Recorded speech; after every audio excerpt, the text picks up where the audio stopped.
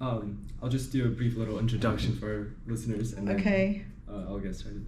Hello, everyone, and welcome back to the Spotlight interview for the AB Taiwan project. Our guest for today is Dr. Ye-Ping Guo, Associate Dean for Curriculum and Student Success for the College of Medicine at Methodist University in North Carolina.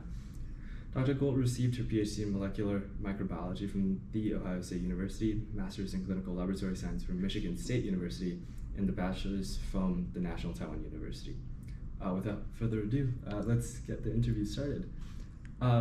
Could you introduce yourself a bit for our listeners, like where you were born, where you live, and personal background? Yeah, I was born in Jiayi. Went to high school there all the way till I went to college in Taipei, National Taiwan University.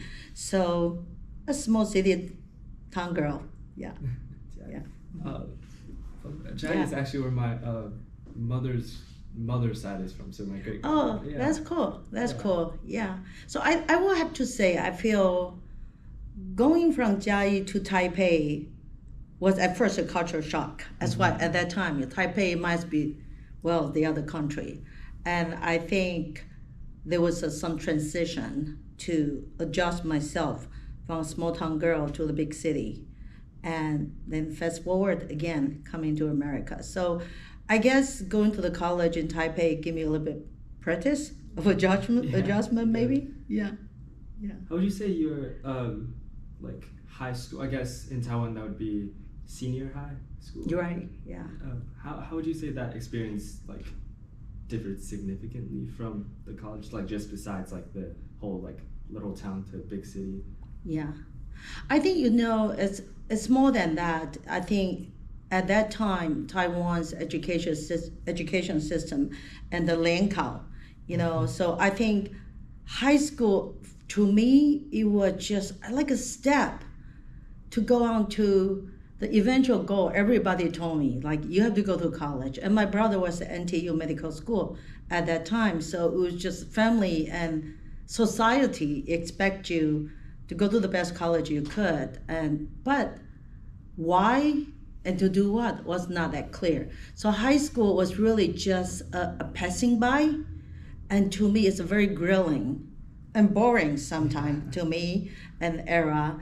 And I think at NTU, I feel it totally opened my eyes, opened my world, and there was a part of me I didn't realize. For example, thinking about leadership and thinking about the club and activity, social service, magazine and everything, and to think about there are more value to life rather than just getting to college. It's about what's about being a person.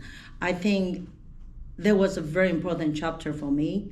I think I was a little bit lost because I was just exploring and I wasn't sure where I was going. But thinking back, it was such an important time of my life. I think setting up the stage for what I become or ready to become when I came to US. Yeah. Would you say that like the experience at NTU inspired you to pursue a master's from Michigan State, as you mentioned before? Yeah, so this is funny. So most of people who know only me now, or my student, they look at me, they say, oh, you're probably such a Taipei A student. I say, no, I scrap to get by to the minimum to do what I need to be. So I cram for college entrance exam. I get into NTU and I just try to get by in college. And so I think when I finished college, I actually had no intention and to pursue a degree overseas. Now my class, we graduate 19 students. It's a very small major department in Taiwan. It's clinical laboratory science. So 19 graduates, 12 of them become a doctor eventually. And so lots of them had the early ambition, because the saying at that time was, go to, like, come to NTU, go to USA. It's like the passage. So most of my classmates, by the time they finish college, they're either preparing or on their way to come to US. Me coming from the small town, like I say, at first I was lost. I was only aiming to graduate, to finish and work. And like my mom told me, it's like, be a good wife, be a good mother one day. I had no other ambition. But as time gone by, I was working in research and in the clinical lab. I feel there's a lack of my line of job, because it was laboratory, I feel I entered a field that really wasn't a best fit for me. And I chose it just because it was 4-year program. I didn't want to do medicine because it's too long. It was 7 years. I chose a 4-year program at the NTU, and I finished. I didn't even know what was the career about medical technologists about until I got into it. So when I was working, I didn't feel it was something that I will feel really fulfilling. That is my interactions were really in the laboratory bench, less people connection. And I need to do more, and I was curious. And so then the obvious way was, at that time, was yes, coming to US to pursue advanced degree. Still yet, I didn't dive into PhD program right away because I wasn't sure. I was tired of people telling me, go do this and go do this.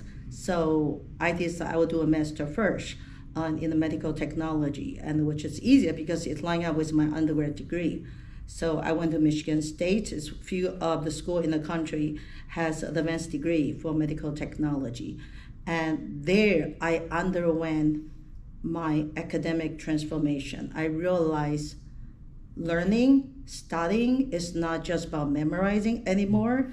The creative thinking and the science can be so intriguing. And so because of that, after work and having my first child, I decided to go back to school to pursue my Ph.D. And so I'm on the path I had never dreamed.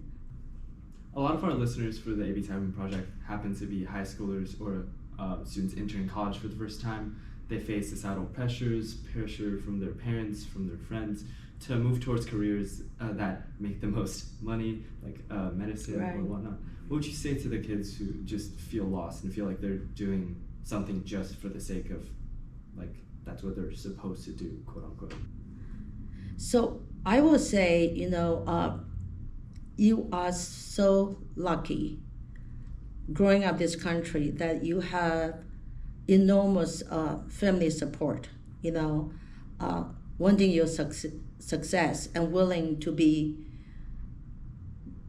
like the backdrop, any resource you could ever get to support that. But at the same time, you also have opportunity and the diversity of the field and pathway to succeed in this country. So just be always curious and be very conscious about society issue, political issues. Open your eyes, open your ears. If you hear something you do not understand, pursue it. Have ultimate curiosity and research it. What it's about, It's somewhere from there, you might find the path that is yours, or might become clear what is not yours, So I would say using the expectation and support advice as your additional tool, but don't look at it as a pressure, because at the end of the day, I believe every parent just want their children to be successful, to be happy and fulfilling life. Money is not everything. It's every day you live in fulfilling life and feeling you are contributing to the world. I think one of the very important different philosophy, being an immigrant and where we're growing up, we grew up in the time that the resource opportunity are more limited where we grow up. So therefore, it's important for everyone maximize your opportunity and resource to be successful. But here, you can be successful in many, many different ways, unconventional way. So open your eye, explore that, and you will chart your own path, whatever it is. Thank you. That was a very like I always tell the foster members how lucky we are to have our parents like constantly supporting us, like physically by driving us here, as well as emotionally. You mentioned during the workshop that you have, I believe, 2 children. Exactly. How would you say like your philosophy on the idea of just wanting your kids to be successful leading to where they are today with their careers? Yeah, I think I'm pretty lucky in terms of like their own drive to be success, because I'm not a mother that I can be with them every moment. I have always been a very busy scientist and school, and so but I always make sure when they need me the most, that means could be the conversation at the end of the day on the bed and talking, and we discuss very deeply, sharing our thought process. I think probably the happiest moment as a parent is when I ask my children, I say, can you tell me where I maybe had done well? What you have wished I had been different? My daughter told me, when I'm a mother, I want to be just you, like you. I want to be a mother like you. And my son told me, you never make me feel I could disappoint you by making a choice you suggest. He said, don't get me wrong. I give plenty of advice to my children. I do. I couldn't help it because I feel like, oh, I know how to that can help you. So I don't hesitate to dispense advice, but I think I'm careful about to tell them I'm passing on this knowledge and this experience to you, but at the end of the day, the choice is yours. So my son will say, you never failed. Never make me feel the choice I made will disappoint you. Now for him, like say he's a Juilliard trained musician, and he gone through public high school, which is unusual for pianists to reach that far, coming from high school, went through gifted program, taking all kind of crazy AP classes, never homeschool. We're very insisting on that, that he should have a normal childhood. And so he had the choice to go in between music, or traditionally everybody say he's so academic gifted, he can do anything, So there may be a different opinion within the family member about what he pursue.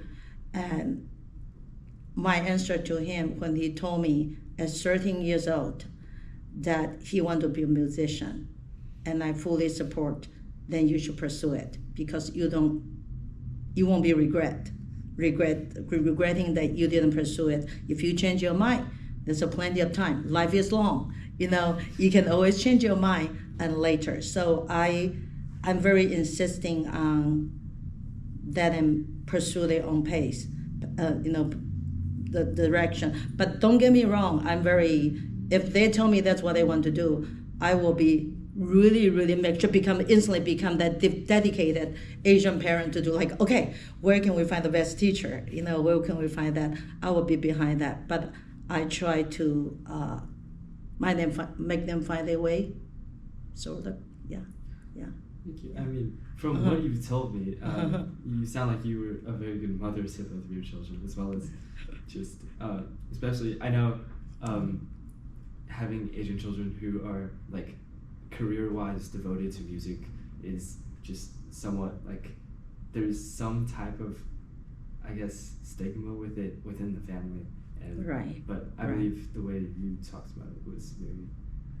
Yeah, it just, I want someone to wake up every day for the rest of their life to say, oh, I get to do this today, rather than say, oh, I have to go. It's like live to work, not work for living. That's live for happiness. Yeah. Okay. Since I don't want to keep you here forever, we always ask one final question to our interviewees.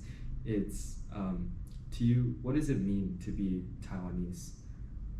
Do you mean here, or just overall I think identity? Our question is phrased in a way that's very vague, but it's mostly to do with having like the heritage background, like cultural-wise, an Asian immigrant within American society, but also within like the political status quo, with like having that like loom over our heads the entire time. Right. Like, how does one approach like what it means to be like, living within all of that? Yeah, I'm trying to actually sometime just to be who I am rather than what is expected of me. I think if I was, let me see, I think to be a Taiwanese means someone who had this fortune about receiving a strong moral value, family connection, and the love and the connections at the society or from where you grow up. But at the same time, that is also baggage throughout growing up, about what you need to be, what they expect of you. So that is a part I actually don't think I care that much. I want to be my own person. So I think I cherish my culture, obviously. I love to sing Taiwanese choral work. I love Taiwanese food. I love my friends, but at the same time, I try to be more open-minded. I think all of us have the obligation to show the world there's a group of people very hardworking, has high moral value, and but also open-minded enough. And therefore, because of this open-mindedness and also respectfulness to each other, it is unacceptable for anyone else have a different expectation or try to take something away from us. So we self have to respect each other and other people, not just Taiwanese, everyone. I think we as a community need to embrace a sense to give to better society. So therefore, other will work to help to better our life as well. It's give and take. That's probably a long answer for you're looking for. We love hearing the answers from all of our interviews. I just wanted to thank you so much for your time today, as well as dealing with all the teenagers within Boston. That's definitely. Yeah. Okay, I'll stop it.